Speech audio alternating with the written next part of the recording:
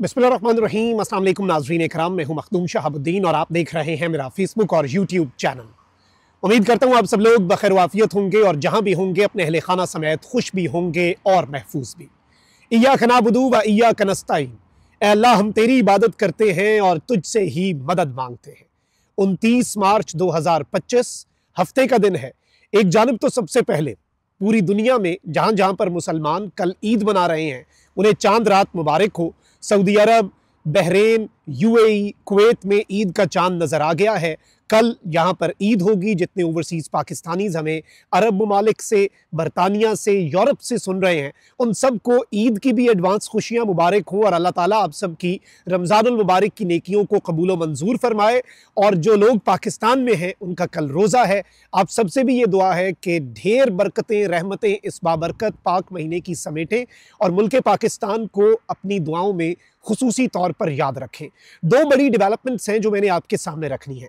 एक जानिब नाज़रीन इकराम, जब से इमरान खान साहब की नोबेल इनाम के लिए नामजद होने की खबर आई है ना, उस खबर के बाद चीखें जो हैं वो इस वक्त बुलंद हो चुकी हैं और वो आसमान तक पहुंच चुकी हैं। आसमान सर पे उठा लिया है और हर तरह से ये साबित करने की कोशिश की जा रही है कि ये नॉमिनेशन हुई नहीं है, ये नॉमिनेशन मैटर नहीं करती और मुख्तलिफ किस्म के बयानिए बनाए जा रहे हैं। और ये सारे के सारे बयानिए किसके कहने पर बनाए जा रहे हैं? ज़ाहिर बात है इस सिस्टम, इस निज़ाम के कहने पर।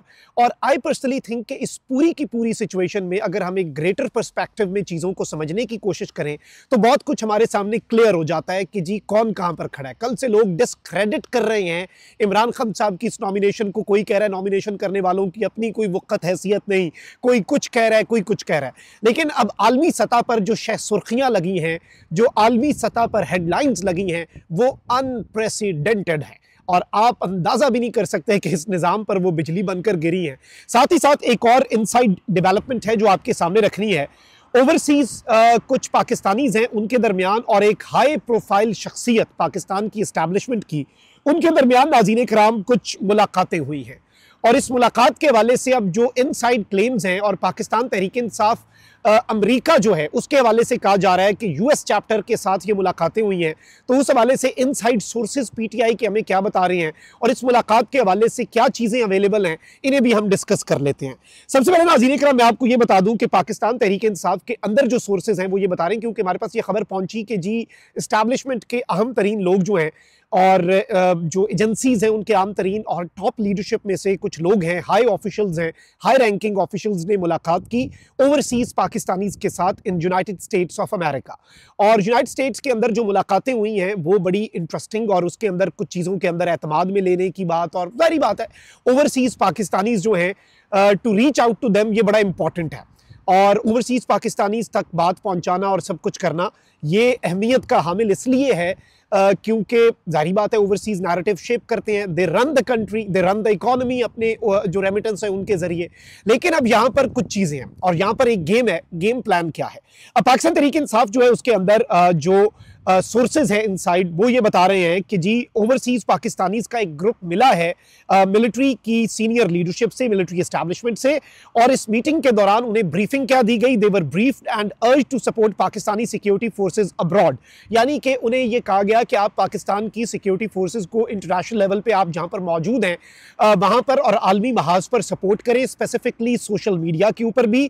और इस सब में जाहिर बात है कि ये तक कहा गया कि अगर इस तरह से चीज़ें हो जाती हैं तो फिर इमरान खान साहब और पाकिस्तान तहरीक इंसाफ के लिए मामला ठीक होंगे। And this is in the greater interest of Imran Khan and PTI. यानी उन्हें इस तरह से बताया गया इसे फ्रेम करके कि जी अगर ये चीज़ें टोन डाउन होंगी, चीज़ें ठीक होंगी तो इमरान खान साहब के लिए भी चीज़ें आसान होंगी और पीटीआई के लिए भी। ये मिलिट्री एस्टैब्लिशमेंट की तरफ से कहा गया according to sources within Pakistan Tehreek Insaf. अब ये चीज़ आप पहले समझ लें।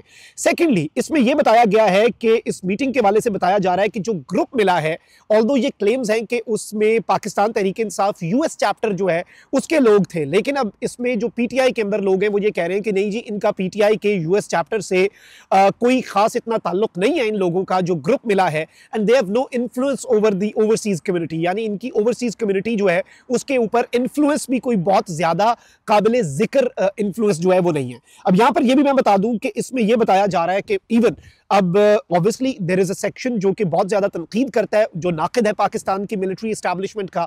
उनका ये कहना है कि जी ये तो डिवाइड हमारे अमंगस्ट क्रिएट करने की एक कोशिश है और हमारे नैरेटिव के अमंगस्ट। और ऑब्वियसली खान साहब की कुव्वत है क्या, इस वक्त समझना होगा हमें। खान साहब की कुव्वत है इमरान खान साहब का सोशल मीडिया, और दूसरी बड़ी कुव्वत है ओवरसीज पाकिस्तानी। ये दो चीजें कंट्रोल में आ कोई नहीं रही, और इन दो चीजों को कंट्रोल करना ही जारी बात है सिस्टम के लिए इंपॉर्टेंट होगा। खान साहब तक ये पैगाम क्यों भेजा गया कि अपने सोशल मीडिया को कंट्रोल करें, बाहर से सोशल मीडिया नहीं चलना चाहिए, सोशल मीडिया जो है वो सेक्रेटरी इत्तलात शेख वकास के अंडर आ जाए, हर ट्वीट उधर से इंपॉर्टेंटली वो उसे ओके करें तो वो आगे जाए, नैरेटिव वहां से बिल्ड ना हो, यहां से बिल्ड हो। इमरान खान साहब ने इसके ऊपर ना हाँ की ना की, उन्होंने कहा बस पास, आगे बढ़ो, अगली बात करो।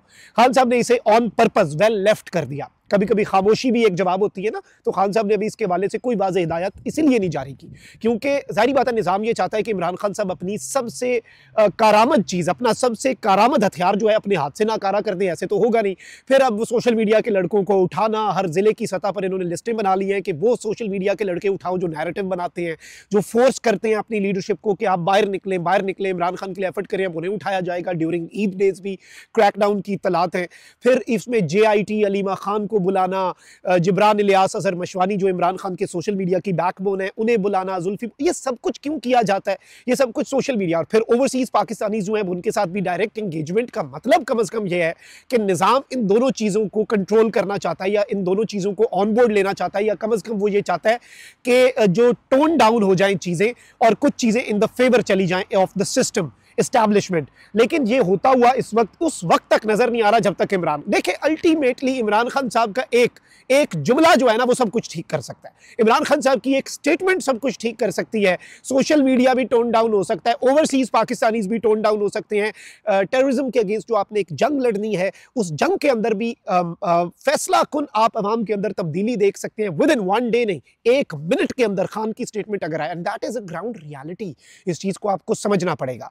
आगे बढ़ते हैं नाज़रीन किराम। इमरान खान साहब ने जब से नोबेल इनाम की नॉमिनेशन का हमने बताया आपको कि इमरान खान साहब जो हैं उनकी हो गई है, उसके बाद से डिस्क्रेडिट करने के लिए पाकिस्तान के अंदर कुछ साफियों के जरिए ये काम करवाया गया और किया जा रहा है कि जी कोई फर्क नहीं पड़ता। इससे पहले तो ऑक्सफोर्ड के चांसलर की भी बात हुई थी, नोबेल इनाम के लिए नामजद होना कौन सी बड़ी बात है। कोई ये कह रहा है, कोई कह रहा है कि नामजद हुए ही नहीं, ये फेक न्यूज़ है।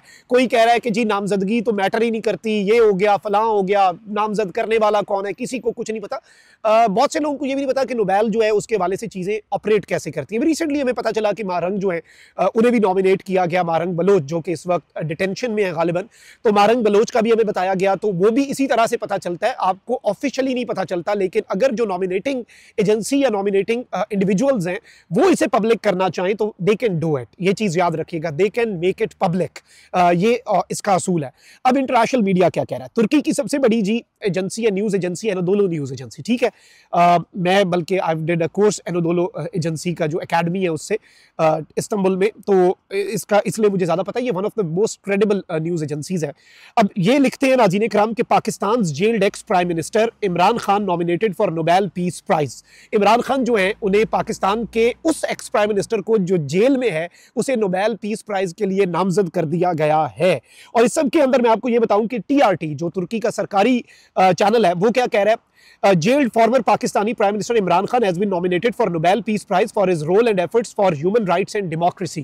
कि इमरान खान को नोबेल पीस प्राइज के लिए नामजद क्यों किया गया? एक जेल में बैठा हुआ शख्स जैसे नेल्सन मंडेला, आपको पता है कितना बड़ा फिगर, जेल में रहा इतना अरसा, लेकिन उसका कद काठ इंटरनेशनल लेवल पे क्या था। अब इमरान खान साहब के वाले से ये इंटरनेशनल शे सुर्खियां लग रही हैं, सारे का सारा प्रोपेगेंडा इनका उड़ के रह गया है। जो ये कल से नाच नाच के घुंघरू तोड़ रहे थे ना कि जी इमरान खान की नॉमिनेशन मैटर नहीं करती, अगलों ने बता दिया है कि इमरान खान को ये दहशतगर्द कहते हैं, इमरान खान को ये इंतशारी कहते हैं, इमरान खान के हामियों के ऊपर दहशतगर्दी के मुकदमे, फसादी, डिजिटल, क्या क्या नई टर्म आप यूज करते हैं ना।